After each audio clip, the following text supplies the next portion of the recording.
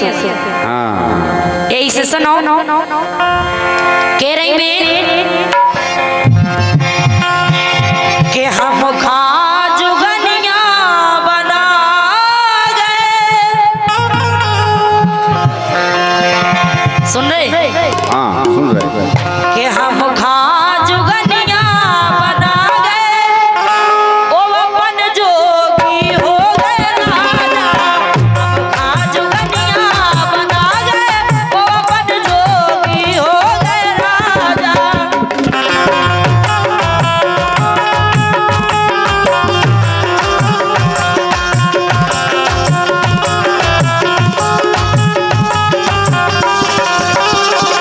अरे जोगी हो गए राजा, जोगी हो गए राजा, जोगी हो गए राजा, जोगी हो गए राजा। सो हम खा रंगीला हम खा वे हम खा जुगनिया बना गए, ओ खुदाई जोगी हो गए राजा।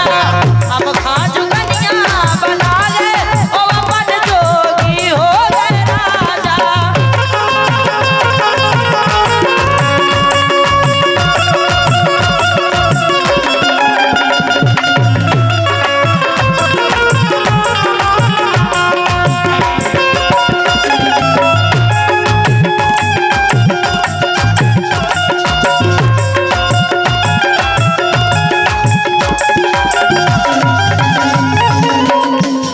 और ये 101 रुपए का पुरस्कार रूप सिंह, फूल सिंह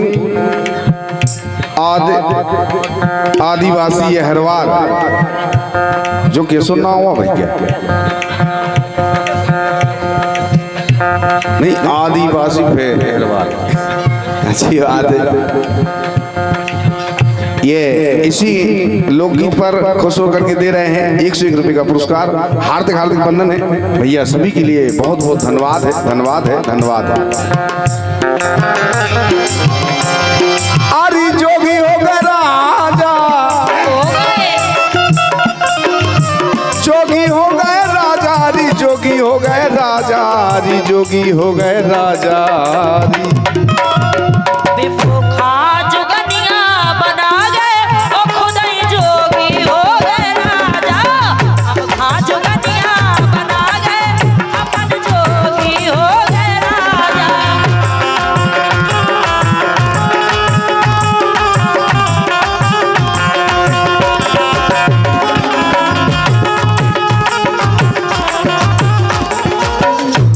ओ कह रही कि जोगी कैसे भाई हमारे लाने का कर गए।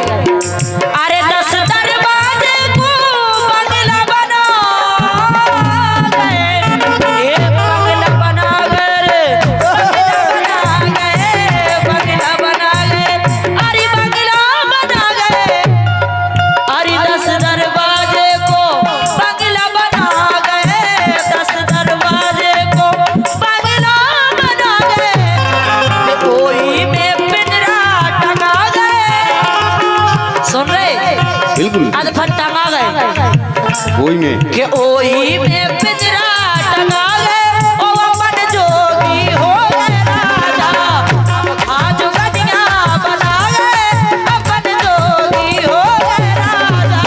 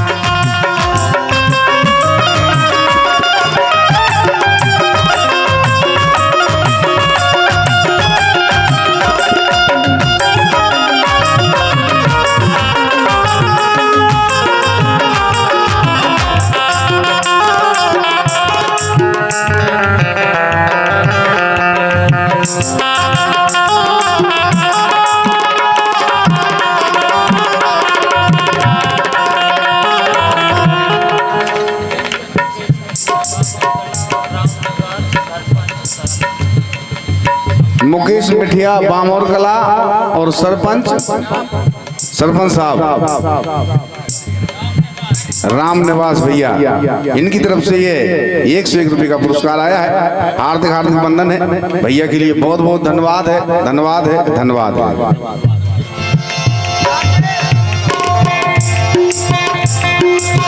और कह रही बोली अरे कछूत नन्मो से बोले और चाले, बोले ओ चाले राजा, बोले और चाले, बोले ओ चाले, हाँ बोले और चाले। कछूत नन्मो से बोले और चाले, फिर खाली बेपिंजरा करा गए तो खुदाई जोगी हो गए राजा, खाली बेपिंजरा करा गए अपन जोगी हो गए राजा।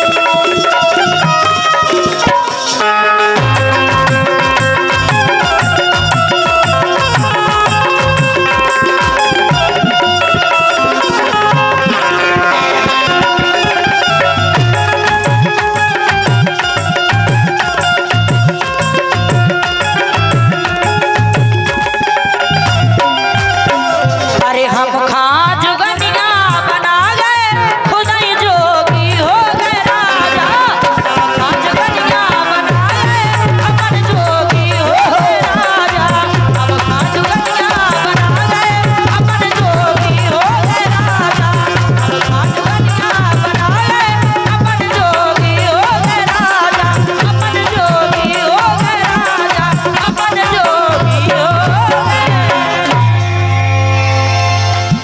चलिए बहुत ही